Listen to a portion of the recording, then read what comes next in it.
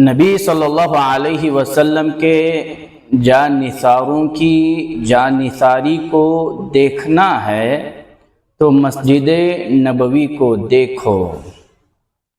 مسجد نبوی کا ایک ایک کھمبا اور اس کے فرش کا ایک ایک ذرہ صحابہ کرام رضی اللہ عنہم اجمعین کی عظمت کو سلام کرتا ہوا نظر آئے گا۔ مسجد نبوی سے ان کے خلوص کی خوشبو آئے گی۔ مسجد نبوی بلکہ پورا مدینہ صحابہ کرام رضی اللہ عنہم اجمعین نبی صلی اللہ علیہ وسلم سے جس قدر محبت کرتے تھے اس بات کی گواہی دے گا۔ یہ نبی علیہ السلام کے اصحاب ہے، صحابہ کرام رضی اللہ عنہم اجمعین ہے۔ انہی صحابہ کرام رضی اللہ عنہم اجمعین میں سے ایک عظیم الشان ہستی معاویہ رضی اللہ عنہ کی ہے، جن کے بارے میں شیخ الاسلام امام ابن تیمیہ رحمہ اللہ فرماتے ہیں وَمُعَاوِيَةُ لَمْ يُعْرَفَ عَنْهُ قَبْلَ الْإِسْلَامِ أَذًا لِلنَّبِيِّ صلی اللہ علیہ وسلم لا بِيَدٍ ولا بِلِسَانٍ، کہ معاویہ رضی اللہ عنہ اسلام لانے سے پہلے کبھی بھی نہ ہاتھ سے نہ زبان سے نبی علیہ السلام کو تکلیف پہنچائی ہے۔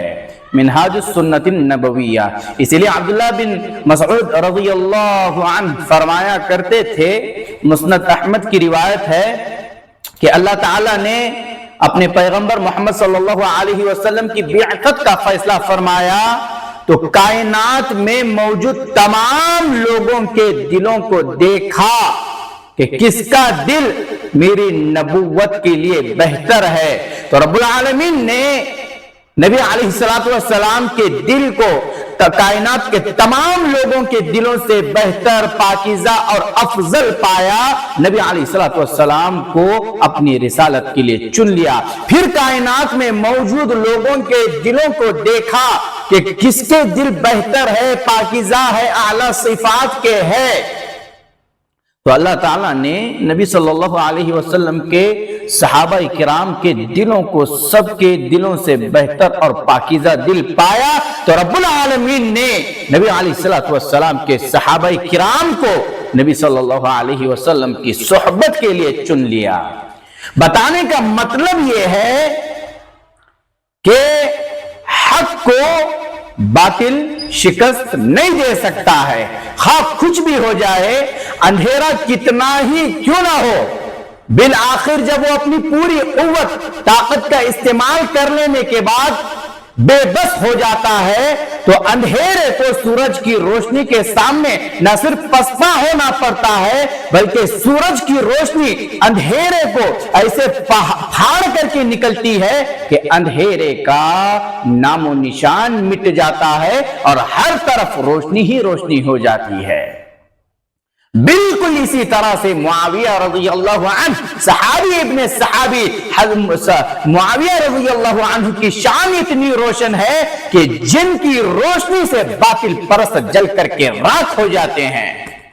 معاویہ رضی اللہ عنہ کی شان کا پتہ لگانا چاہتے ہو، آپ معلوم کرنا چاہتے ہو کہ معاویہ رضی اللہ عنہ کون ہے، یہ اسلام کے عظیم ستون ہے جن سے آج کا تحریکی رافضی خارجی جن کی عظمت سے، جن کی شان و شوکت سے جل بھن جاتے ہیں، اور اللہ تعالیٰ اور تمام لوگوں کے لعنت کے اللہ تعالیٰ اور فرشتوں اور تمام لوگوں کے لعنت کے مستحق بنے رہتے ہیں۔ معاویہ رضی اللہ عنہ کون ہے؟ معاویہ رضی اللہ عنہ اسلام کے عظیم جنرل ہے، معاویہ رضی اللہ عنہ اسلام کے عظیم سپہ سالار ہے، میدان حرب کے نیڈر اور شہ سوار ہے۔ معاویہ رضی اللہ عنہ نے نہ صرف خلفائے سابقین کی سرکردگی میں اسلام کے تحفظ اور دفاع کے لیے جو قربانیاں پیش کی ہے، اس کی نظیر اللہ اکبر آپ کہیں بھی تلاش نہیں کر سکیں گے۔ خود سابقین خلفائے سابقین کی دور حکومت میں ادوار میں جو قربانیاں دی ہے، لیکن اس کے باوجود ان کے دور کا اگر آپ مطالعہ کریں گے تو معاویہ رضی اللہ عنہ کا جو دور خلافت تھا، جو دور تھا، وہ غلبہ اسلام اور فتوحات کے حوالے سے بڑا شاندار دور حکومت تھا۔ معاویہ رضی اللہ عنہ نے خلیفہ اول حضرت ابو بکر صدیق رضی اللہ عنہ کے دور میں مانعین زکوٰۃ، منکرین ختم نبوت اور جھوٹے مدعیان نبوت اور جو اسلام سے مرتد ہو گئے تھے ان کے خلاف بھرپور حصہ لیا، تو دوسری طرف خلیفہ دوم حضرت عمر فاروق رضی اللہ عنہ کے دور میں جو فتوحات ہوئی ان میں معاویہ رضی اللہ عنہ کا نمایاں حصہ اور کردار رہا ہے۔ جنگ یرموک میں آپ بڑی بہادری اور دلیری کے ساتھ اسلام کے لیے، اسلام کے دفاع کے لیے لڑتے رہے۔ اتنا ہی نہیں میرے بھائیوں، آگے چلے خلیفہ سوم حضرت عثمان رضی اللہ عنہ کے دور خلافت میں معاویہ رضی اللہ عنہ جہاد اور فتوحات میں مصروف رہے۔ ایک تو اپنے دور میں بحر اقیانوس اور سندھ افغانستان تک میں اسلام کے فتح کے جھنڈے گاڑ دیے، تو عثمان غنی رضی اللہ عنہ کے دور خلافت میں رومیوں کو شکست فاست دیتے ہوئے طرابلس، شام، عموریہ، ملاتیا، انطاکیہ اور صقلیہ کو حدود نصرانیت سے نکال کر کے اسلامی سلطنت میں داخل کر دیا۔ یہ شان ہے معاویہ رضی اللہ عنہ کی۔ لیکن میرے بھائیوں، اتنا سب کچھ ہونے کے بعد، اتنے فتوحات کے بعد، جب اسلام بڑی تیزی سے بڑھتا رہا، بڑھتا گیا، اس کے باوجود معاویہ رضی اللہ عنہ کے پائے استقلال میں اور مضبوطی آ گئی۔ معاویہ رضی اللہ عنہ کو یہ فکر لاحق ہو گئی کہ اسلام اب سمندر پار بھی جانا چاہیے۔ اسلامی تعلیمات، رب کی وحدانیت، توحید اور اللہ، اسلام کی جو تعلیمات ہے وہ سمندر کے پار بھی جانی چاہیے۔ یہ اس صحابی کی شان ہے۔ افریقہ پر حملہ کرنے کے لیے، یورپ پر حملہ کرنے کے لیے، سمندر پار جانے کے لیے بحری بیڑی کی ضرورت تھی۔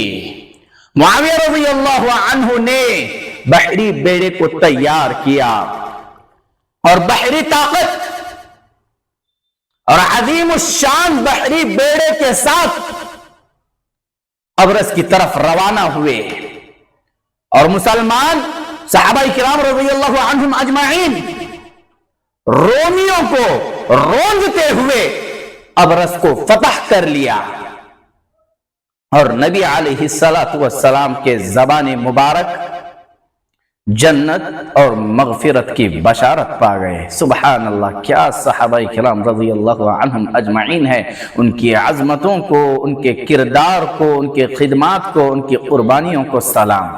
سبحان اللہ۔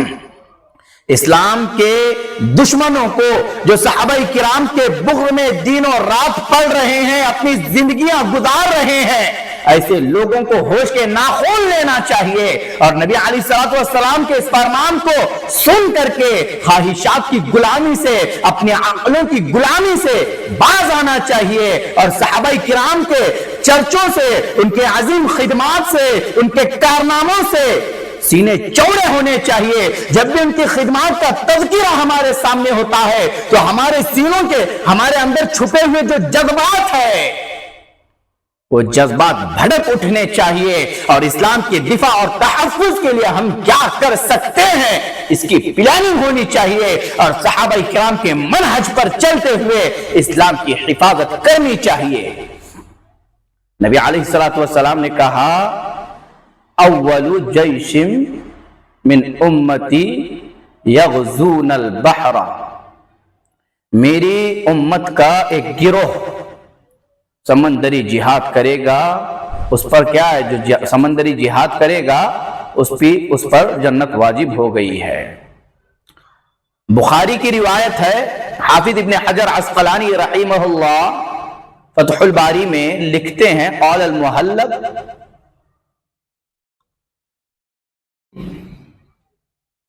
فی هذا الحدیث منقبۃ لمعاویۃ لأنہ اول من غزا البحر.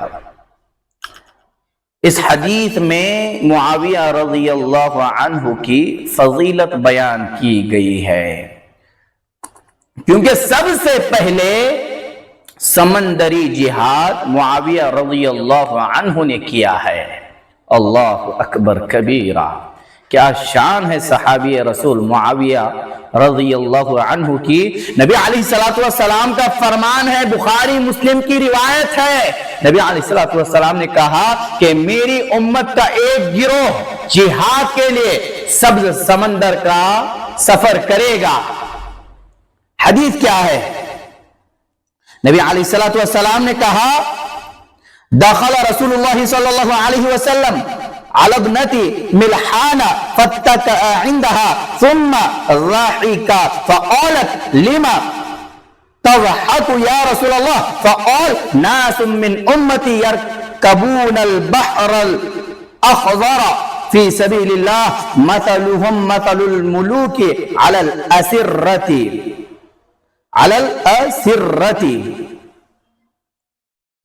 کہ نبی علیہ الصلوۃ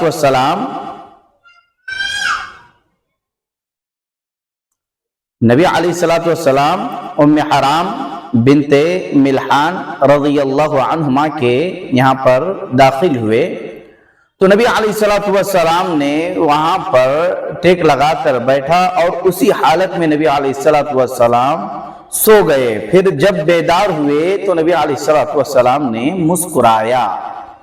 جب نبی علیہ الصلوۃ والسلام نے مسکرایا ام حرام بنت ملحان نے نبی علیہ الصلوۃ والسلام سے اس مسکرانے کا سبب پوچھا تو نبی علیہ الصلوۃ والسلام نے کہا کہ میں اس لیے مسکرایا ہوں کہ میری امت کا ایک گروہ جہاد کے لیے سبز سمندر کا سفر کرے گا.